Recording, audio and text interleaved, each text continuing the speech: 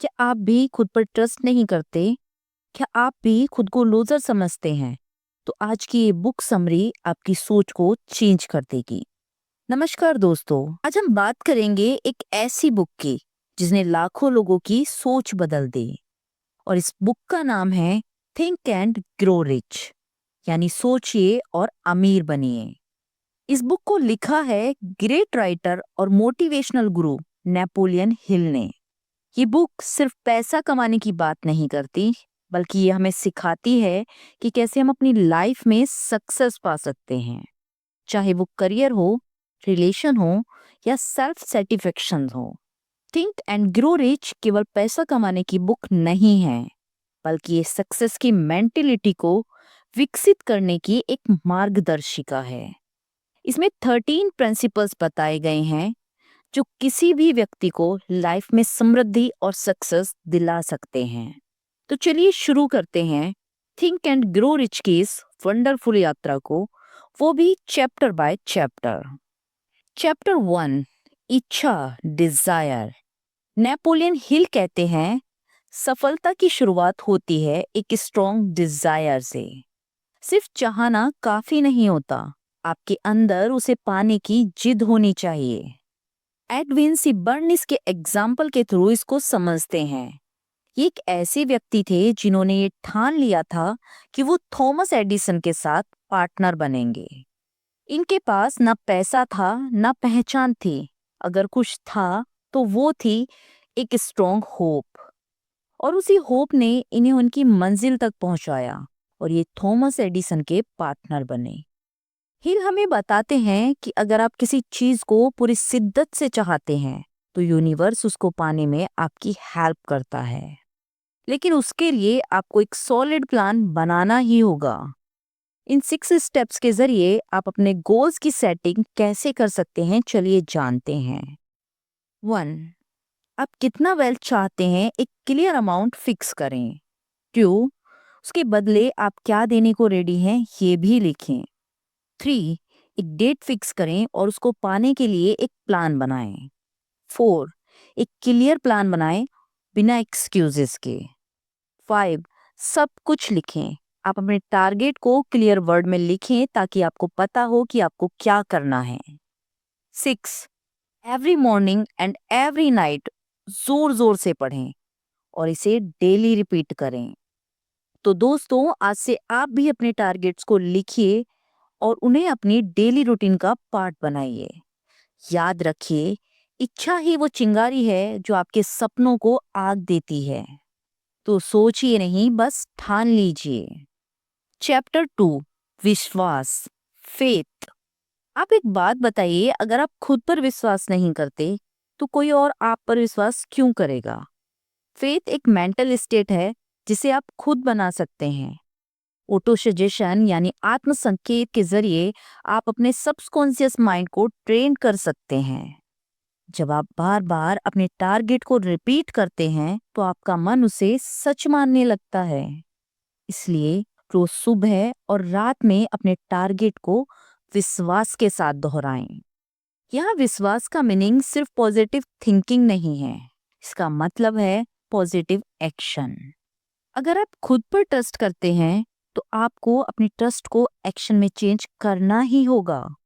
जब आप अपने मन में ये सोचते हैं कि आप भी सक्सेसफुल बन सकते हैं तो आप उसके रास्ते खोजने लगते हैं। और यहीं अगर आप ये सोचते हैं कि आप फेल हो जाएंगे तो आप एक्सक्यूजेस बनाने लगते हैं और अपने टारगेट से दूर हो जाते हैं।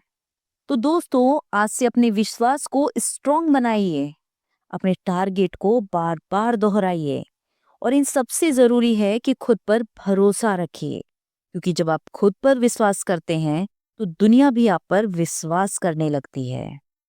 चैप्टर 3, आत्म संकेत, ऑटो सजेशन। अब आप सोच रहे होंगे कि ये आत्म संकेत यानी ऑटो सजेशन क्या है। यहाँ ऑथर कहते हैं कि ऑटो सजेशन एक ऐसा रास्ता है जिसके जरिए आप अपने सबकॉन्शियस माइंड को इंस्ट्रक्शंस दे सकते हैं। हमारा सबकॉन्शियस माइंड वही एक्सेप्ट करता है जो हम उसे बार बार इमोशंस के साथ दोहराते हैं। यानी अगर आप रोज कहते हैं मैं सफल हूँ, मैं आत्मविश्वासी हूँ, मैं अपने टारगेट के करीब जा रहा हूँ, तो आपका सबकॉन्शियस माइंड इन विचारों को सच मानने लगता है। लेकिन सिर्फ शब्दों से काम नहीं चलता, इमोशंस भी जरूरी हैं। अगर आप बिना इमोशंस के सिर्फ मैकेनिकली दोहराते हैं तो उसका असर नहीं होगा। आपको अपने वर्ड्स को फील करना होगा। ऑथर कहते हैं कि आपका मन एक बगीचे की तरह है। अगर आप उसमें पॉजिटिव बीज बोएंगे तो सक्सेस की फसल उगेगी, और अगर आप उसे खाली छोड़ देंगे तो उसमें नेगेटिविटी की झाड़ियां उग जाएंगी। तो दोस्तों, अपने माइंड को ट्रेन कीजिए, अपने विचारों को कंट्रोल कीजिए और ऑटो सजेशन के जरिए अपने फ्यूचर को प्लान कीजिए। चैप्टर 4, विशेष ज्ञान, स्पेशलाइज्ड नॉलेज। ज्ञान ही वो शक्ति है, बट तब ही जब वो सिस्टेमेटिक होकर किसी उद्देश्य के लिए यूज किया जाए। अब यह एक बहुत बड़ा कंफ्यूजन दूर होता है। ये बहुत से लोग ये सोचते हैं कि सामान्य ज्ञान या डिग्री ही सक्सेस की कुंजी है, बट हील साफ कहते हैं सामान्य ज्ञान बिखरा हुआ होता है। सक्सेस के लिए जरूरी है विशेष ज्ञान, यानी एक ऐसा ज्ञान जो किसी स्पेशल एरिया में गहराई से एक्वायर्ड किया गया हो और उसे किसी उद्देश्य के लिए यूज किया जाए। एग्जाम्पल के लिए, एक डॉक्टर, एक इंजीनियर, एक राइटर, ये सभी अपने अपने फील्ड में विशेष ज्ञान रखते हैं। बट सिर्फ ज्ञान होना काफी नहीं होता, उसे सिस्टेमेटिक करना और एप्लीकेबल करना भी जरूरी है। ऑथर हमें सुझाव देते हैं, अगर आपके पास विशेष ज्ञान नहीं है तो घबराइए मत, आप दूसरों के ज्ञान का भी लाभ उठा सकते हैं। यानी विशेषज्ञों की टीम बनाकर, सलाहकारों से जुड़कर या कोर्सेज और बुक्स के जरिए सीखकर आप अपनी एक टीम बना सकते हैं। स्पेशलाइज्ड नॉलेज टाइम के साथ चेंज होती है, इसलिए सीखते रहना, अपडेट रहना और यूज करते रहना, बस यही है सक्सेस का रास्ता। तो दोस्तों, आज से अपने ज्ञान को डायरेक्शन दीजिए। सिर्फ नॉलेजेबल मत बनिए, बल्कि एक्सपर्ट बनिए, क्योंकि जब आपका ज्ञान किसी उद्देश्य से जुड़ता है तब वो आपकी पावर बन जाता है। चैप्टर 5, कल्पना, इमेजिनेशन। हम कुछ भी सोच सकते हैं और उस पर विश्वास कर सकते हैं और उसे पा भी सकते हैं। हमारी सोच की शुरुआत होती है हमारी इमेजिनेशन से। इमेजिनेशन वो पावर है जो हमें लिमिटेशन से बाहर सोचने की कैपेसिटी देती है। हर महान आविष्कार, हर बड़ा व्यापार, हर सफल व्यक्ति पहले अपने मन में उस सफलता की इमेजिनेशन करता है, फिर उसे रियलिटी में चेंज करता है। 2 types of imagination. First, synthetic imagination, यानी पुराने विचारों को नए तरीके से जोड़ना। सेकंड, क्रिएटिव इमेजिनेशन, यानी बिल्कुल नए विचारों को जन्म देना। हर अचीवमेंट की स्टार्टिंग इमेजिनेशन से होती है। एग्जाम्पल के लिए, हेनरी फोर्ड ने कार का आविष्कार नहीं किया, लेकिन उसने कार को इस तरह से बनाया कि आम आदमी भी उसे खरीद सके। यही थी उनकी सिंथेटिक इमेजिनेशन। वहीं जब कोई आर्टिस्ट कोई नई पेंटिंग बनाता है या कोई राइटर कोई नई कहानी सोचता है, तो यही होती है उसकी क्रिएटिव इमेजिनेशन।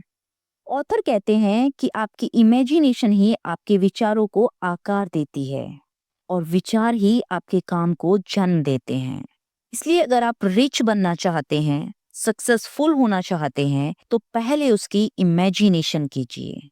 याद रखिए, इमेजिनेशन सिर्फ बच्चों का खेल नहीं है, ये सक्सेसफुल लोगों का वेपन है।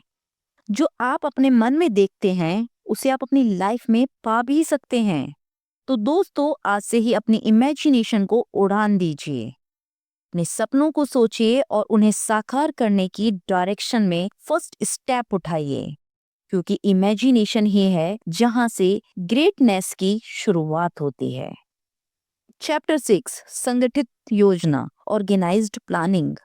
हर इच्छा को काम में बदलने के लिए एक ठोस प्लान जरूरी है। सपना देखना फर्स्ट स्टेप है, बट उसे पूरा करने के लिए आपको एक स्ट्रेटेजी चाहिए, यानी एक रोड मैप जो आपको आपकी मंजिल तक ले जाए। बिना प्लान के कोई भी टारगेट सिर्फ एक इमेजिनेशन रह जाता है, और अगर आपका प्लान फेल हो जाए इसका मतलब ये नहीं है कि आपका टारगेट गलत है, बस आपको अपने प्लान को चेंज करने की जरूरत है, ना कि सपने को छोड़ने की। चैप्टर 7, निर्णय, डिसीजन। सक्सेसफुल लोग जल्दी डिसीजन लेते हैं और देर से उनको चेंज करते हैं, जबकि फेलियर लोग देर से डिसीजन लेते हैं और जल्दी जल्दी उनको चेंज करते रहते हैं। क्योंकि जब आप डिसीजन नहीं लेते तो आप अपनी लाइफ की कमांड को दूसरों के हाथ सौंप देते हैं। आप सिचुएशन के गुलाम बन जाते हैं, ना कि उनके मैन्युफैक्चर। और यही है असफलता की शुरुआत। ऑथर ने 25,000 असफल लोगों का अध्ययन किया और पाया कि उनमें से अधिकांश ने डिसीजन लेने में देरी की थी। वहीं सफल लोगों में एक समानता थी, वे डिसीजन लेने में तेज थे और वो अपने फैसलों पर टिके रहते थे। दुनिया में सबसे ज्यादा लोग इसलिए पीछे रह जाते हैं क्योंकि वो क्या करें में फंसे रहते हैं। लेकिन जो लोग मैं यही करूंगा कहकर आगे बढ़ते हैं, वही इतिहास बनाते हैं। तो दोस्तों, अगर आप अपनी लाइफ को चेंज करना चाहते हैं तो डिसीजन लेना स्टार्ट कीजिए, क्योंकि छोटे डिसीजन बड़े चेंजेस लाते हैं। याद रखिए, डिसीजन ही हैं जो आपके सपनों को डायरेक्शन देते हैं और डिसीजन ही हैं जो आपको आपकी मंजिल तक पहुंचाते हैं। चैप्टर 8, दृढ़ता, पेशेंस। पेशेंस ही है जो इच्छा को उसके फिजिकल फॉर्म में चेंज करता है। यानी अगर आपके पास टारगेट है, योजना है और विश्वास है, तो उन्हें साकार करने के लिए आपको लगातार प्रयास करना होगा। क्योंकि सपने सिर्फ सोचने से पूरे नहीं होते, उन्हें पाने के लिए डेली हार्डवर्क करना पड़ता है। याद रखिए, पेशेंस कोई जन्मजात गुण नहीं है, ये एक हैबिट है और हैबिट्स बनाई जाती हैं डेली के छोटे छोटे डिसीजन से। तो दोस्तों, अगर आप सच में अपने सपनों को जीना चाहते हैं तो उन्हें पाने की जिद कीजिए, क्योंकि दुनिया उन्हीं को सलाम करती है जो हार नहीं मानते। Chapter 9, mastermind. अपने एरिया के लोगों से जुड़ें और एक मास्टरमाइंड ग्रुप बनाएं। 2 या 2 से अधिक लोग जब एक फिक्स उद्देश्य के लिए कोऑर्डिनेशन के साथ काम करते हैं तो एक नई मेंटल पावर जनरेट होती है। इसे ही कहते हैं मास्टरमाइंड। अकेले चलना बहादुरी हो सकती है, बट सक्सेस की असली पावर कोलैबोरेशन में है।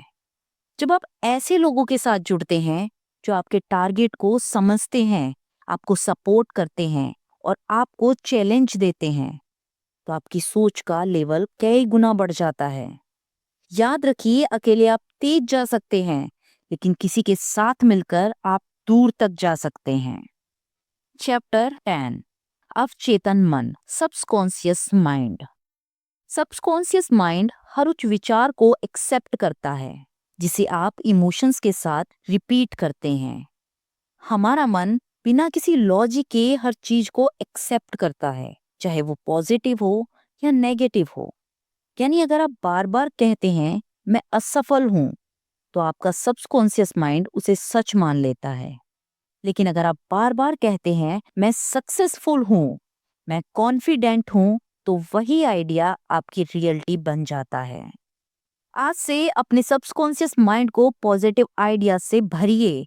हर रोज सुबह और रात को अपने टारगेट को दोहराइए और उसे फील कीजिए। याद रखिए, आपका सबकॉन्शियस माइंड एक पावरफुल उपकरण है जो आपकी सोच को आपकी रियलिटी में चेंज कर सकता है। तो उसे वही दीजिए जो आप लाइफ में पाना चाहते हैं। चैप्टर 11, मस्तिष्क, ब्रेन। ब्रेन एक ब्रॉडकास्ट और रिसीविंग करने वाला स्टेशन है। यानी हमारा ब्रेन सिर्फ सोचता नहीं, ये हमारे थॉट्स को एनर्जी के रूप में एक्सेप्ट करता है और दूसरों के थॉट्स को भी एक्सेप्ट करता है। हमारा ब्रेन एक पावरफुल गैजेट है जो अगर सही तरीके से ट्रेंड किया जाए तो ये हमें सक्सेस दिला सकता है। यही कारण है कि सक्सेसफुल लोग अपने आसपास ऐसे लोगों को रखते हैं जो उन्हें मेंटल फॉर्म से चैलेंज देते हैं और इंस्पायर्ड करते हैं। याद रखिए, आपका ब्रेन सिर्फ एक पार्ट नहीं है, ये आपकी सक्सेस का इंजन है। जितना आप इसे ट्रेन करेंगे उतना ही आपको ऊंचाई तक लेकर जाएगा। चैप्टर 12, छठी इंद्रिय, the sixth sense. Napoleon Hill इस चैप्टर को रहस्य में मानते हैं।